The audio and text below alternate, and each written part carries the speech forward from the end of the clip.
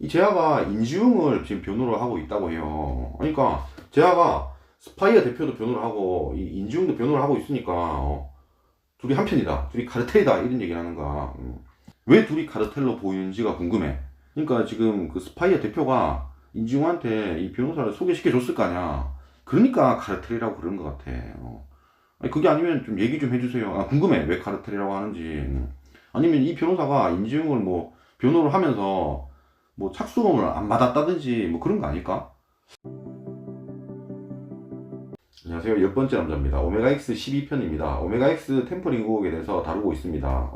추석 연휴 기간에 이진호가 실시간을 한 게 있습니다. 그때 좀 중요한 정보를 두 개를 흘렸습니다. 여기에 대해서 얘기를 해볼까 합니다. 무슨 얘기를 하기 앞서서 어제 올린 영상 때문에 그 킹두류라는 그 인지용을 저격하는 유튜버가 있거든요. 커뮤니티에도 활동하고 제가 이 사람들 얘기를 했었는데 이 사람들은 어쨌든 인지용만 본다고 합니다. 저는 이제 중요하지 않다고 해요. 근데 제가 만약에 오메가 X의 뭐 부모님들을 자꾸 다루게 되면 뭐 참전을 할 거라고 얘기를 하는 거예요. 그래서 부모님을 안 다루려고요. 중요한 건 강경윤, 노종원, 뭐 다날, IPQ 뭐 멤버들 뭐 이쪽이 중요하기 때문에 부모님 어쨌든 이 사건하고 크게는 관련이 없을 거라고 생각합니다. 그래서 안 다루도록 하겠습니다. 사실 제가 저번 예찬이 아빠한테 DM 보냈다가 이제 답변하셨길래 다시 제가 DM을 보냈거든요.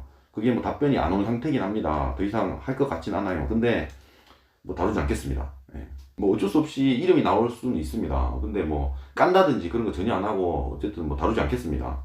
이진호 실시간 한 10분쯤에 이제 강경윤의 카톡이 나왔습니다. 이게 뭐냐면은 이 일의 처음 시작이 이 유채라는 그 트위터를 하는데 얘가 이게 깜깜한 화면에다가 그냥 녹음이 그냥 흘러나오는 이런 걸 올렸어요. 올리면서 아니 애들이 맞고 있다, 대표님이 때리는 걸 봤다 이렇게 올렸고, 이 이후에 SBS의 강경윤 기자가 단독으로 이걸 따가지고 폭행 당했나 이러면서 이제 시작됐잖아요. 이 상황에 대해서 좀 더 설명을 했습니다.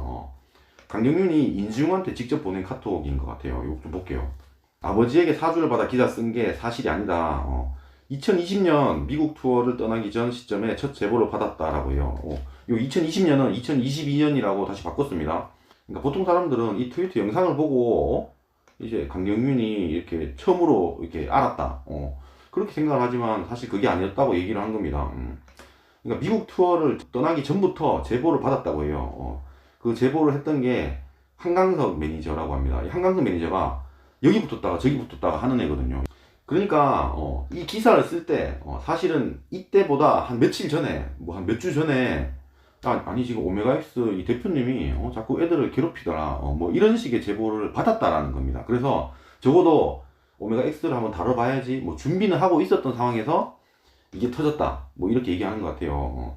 사실 좀 더 구체적으로 얘기하면 좋거든요. 가장 중요한 건 첫 보도를 한 경위입니다. 경위. 그러니까 나는 그렇게 생각해. 이거 올리고 나서 이걸 보고 기사를 쓰기는 사실 쉽지가 않거든요. 근데 이 부분에 대해서는 설명을 빼놨어. 제 생각에는 이걸 올리고 기사를 쓰는 게 어느 정도는 뭐 이 합의 맞았지 않냐, 저는 이 얘기를 하는 거예요. 만약에 합의 맞았다고 한다면 처음부터 이거를 까면서 뭐 폭력으로 만들려고 한 뭐 그런 상황이 되니까 그러면 템퍼링의 가능성이 훨씬 크잖아요. 이 부분을 구체적으로 설명을 하진 않았습니다.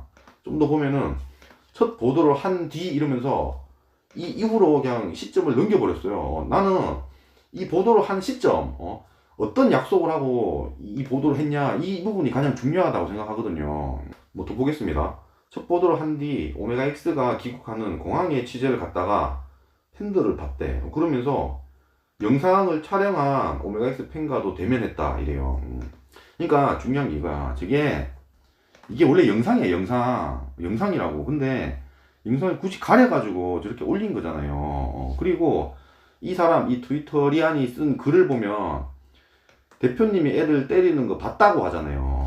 이거는 명백한 허위입니다. 허위. 그러니까 지금 폭행이냐 아니냐의 그 논점은 뭐냐면 대표가 밀었다, 아니다, 애가 그냥 넘어졌다, 이렇게 싸우고 있다고. 그러니까 적어도 대표님이 애들 때리는 거 봤다라는 건 100% 허위라고. 적어도 이 유채라는 사람은 영상을 보여주면 폭행이 아닌 게 드러나니까 일부러 영상을 가린 게 맞다라고 봐야 돼요.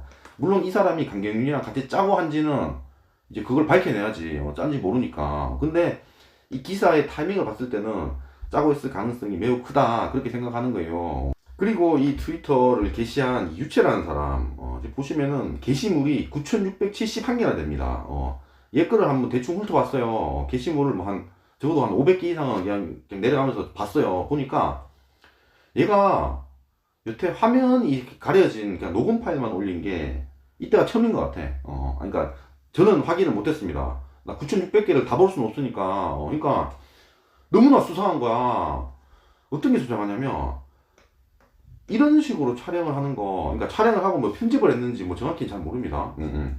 그러니까 이게 사실 쉽지가 않아요. 그러니까 나는 저렇게 어떻게 하는지 몰라. 그러니까 핸드폰에 이 녹음을 하는 방법 자체를 모릅니다, 저는.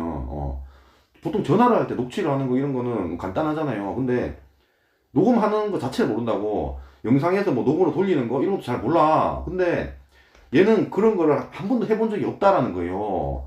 아니, 그러니까 얘가 여태 9,600개 게시물 중에 이런 영상이 하나도 없다니까? 이때가 처음인가, 이게. 그러니까 이게 얼마나 수상합니까? 만약에 누군가가 영상을 갖다가 이런 식으로 편집을 해서 화면 빼고 음성만 이렇게 보내서 얘가 게시를 했다면, 그러면은 가능하지. 그리고 이제 두 번째 또 밝혀진 사실입니다. 이진호가 실시간에서 한 41분쯤에 얘기를 하는데, 그 IPQ에 윤혜영 대표가 있어요. IPQ라는 데가 그러니까 지금 오메가X의 소속사입니다. 그러니까 오메가X가 원래 스파이어에 있다가 이 IPQ로 갔거든요. 이 사이에 한 3개월 텀이 있는 거고. 그러니까 이 3개월 텀이 있기 전 스파이에 소속되어 있을 때는 IPQ랑 딱히 뭐 인연이 없어요. 인연 있으면 안 돼. 그냥 뭐 드라마 같은 거 하나 찍은 게 다라고. 근데 지금 스파이어랑 오메가X 멤버들이 싸우고 있을 그 당시에 멤버들이 뭐 돈이 없고 뭐 그러니까 변호사를 선임할 수가 없잖아요. 뭐 착수금 안 받고 변호를 하는 뭐 그런 변호사는 없을 거 아니야. 상식적으로는 그런 변호사가 어딨어. 이 윤혜영 대표가 변호사를 좀 알아봐 줬나 봐요. IPQ에서. 그러니까 그 자체가 이상하잖아. 근데 이 윤혜영 대표가 법무법인 재하에도 갔다고 합니다. 법무법인 재하가 뭐냐면 지금 스파이어 대표를 변호하는 그쪽 법무법인입니다. 아니 오메가X 멤버들이 돈이 없는데 이건 뭐 착수금 없이 뭐 변호해 줄 수 있냐 뭐 이런 식으로 물어봤겠죠. 그런 거를 물어보는 것 자체가 말이 안 되지 않나 사실? 아니 보통 생각하면 그러니까 내가 편의점에 가 그냥 껌을 딱 들면서 제가 내일 드릴게요.